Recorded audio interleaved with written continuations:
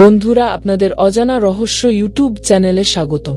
আপনি যদি চ্যানেলটিকে সাবস্ক্রাইব করে না থাকেন, সাবস্ক্রাইব করে নিন, এখনই জীবন বদলে যাবে। হ্যালো বন্ধুরা, কেমন আছো সবাই? আশা করি সবাই আছো ভালো। বন্ধুরা, সাই বাবাকে অনেকেই ঈশ্বরের অবতার হিসেবে মনে করেন। তার দেখানো পথে হেঁটে জীবন বদলে গিয়েছে অনেকেরই।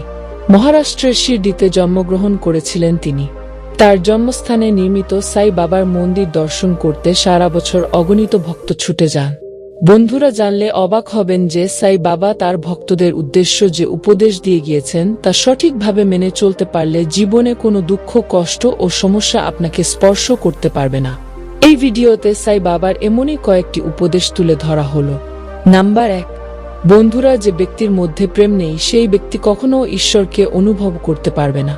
প্রেমহীন মানুষ হলো ফুল ফলহীন গাছের মতো, সেই ব্যক্তি নিজেকেও অনুভব করতে পারবে না।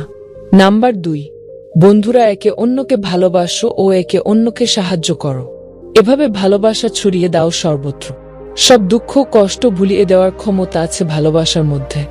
নাম্বার 3, বন্ধুরা, তুমি আসলে কোনো একজন মানুষ নও, তুমি 3টি মানুষের সমাহার। প্রথম, তুমি নিজেকে যা মনে করো, দ্বিতীয়, অন্য তোমাকে যা মনে করে, এবং তৃতীয়, তুমি সত্যি সত্যি আসলে যা। নাম্বার 4, বন্ধুরা, আমাদের জীবন এক টুকরো বরফের মতো যা প্রতি মুহূর্তে গলে গলে ফুরিয়ে যাচ্ছে।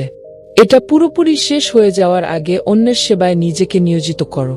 নাম্বার 5, বন্ধুরা, ঈশ্বরের বিশ্বাস হলো ইন্স্যুরেন্সের মতো। ঈশ্বরের প্রতি নিজের আস্থা বজায় রাখো, প্রয়োজনের সময় ঈশ্বর ঠিক আপনার পাশে থাকবেন। নাম্বার 6, বন্ধুরা, ভালোবাসতে হলে নিজেকে ভুলে যেতে হবে, আর নিজেকে নিয়ে মগ্ন থাকলে ভালোবাসা যাবে না। নাম্বার 7, বন্ধুরা, পৃথিবীতে কেবল একটি জাতি আছে, তা হলো মনুষ্য। একটি ধর্ম আছে, তা হলো ভালোবাসা, এবং একটি ভাষা আছে, তা হলো হৃদয়ের ভাষা। নাম্বার 8, বন্ধুরা, সবাইকে ভালোবাসো, সবসময় সাহায্য করো, কাউকে কখনো আঘাত করো না। নাম্বার 9, বন্ধুরা, কোনো কথা বলার আগে নিজেকে জিজ্ঞেস করে নিন যে এই বাক্যে কেউ আঘাত পাবে না তো? এটা সত্যি কথা তো? এই কথাটা বলার আদৌ কি কোনো প্রয়োজন আছে? নাম্বার 10, বন্ধুরা, ক্রোধ, ইগো এবং ঈর্ষা হলো সবথেকে ক্ষতিকর 3 অসুখ। নিজেকে এই 3 অসুখের থেকে দূরে রাখো। নাম্বার 11, বন্ধুরা, কঠোর পরিশ্রম করে আমরা যা অর্জন করি শুধুমাত্র সেই সাফল্যই আমাদের সঙ্গে দীর্ঘক্ষণ থাকে। নাম্বার 12, বন্ধুরা, ঈশ্বরের সঙ্গে নিজেকে একাত্ম বোধ করলে তবেই জীবনে সুখী হতে পারবে। নাম্বার 13, বন্ধুরা, অনেকে বলেন জ্ঞান হলো শক্তি।